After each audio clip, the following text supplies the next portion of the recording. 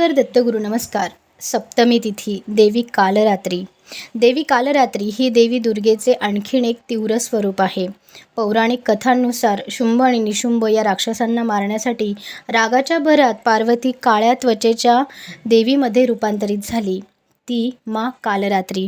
देवी अग्निमय डोळे आहेत आणि किरीमिजी रंगाचे कपडे किंवा वाघाची कातडी घातलेली आहे.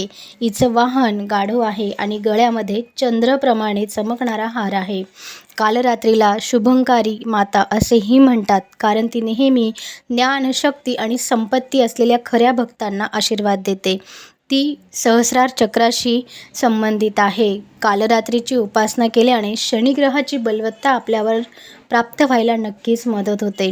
कालरात्रीच्या ह्या उपासनेमध्ये महत्त्वाचा मंत्र आहे क्लीम ऐं श्री कालिकायै नमः. क्लीम ऐं श्री कालिकायै नमः या मंत्राचा अधिकाधिक जप केला गेला पाहिजे.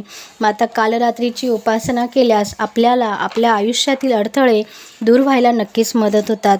त्यासोबत कालरात्री भगवतीला आपण गुळाचा नैवेद्य अर्पण करायचा आहे. गुळाचा नैवेद्य अर्पण केल्याने आपल्या आयुष्यातील नकारात्मक शक्तींपासून आपला बचाव होतो.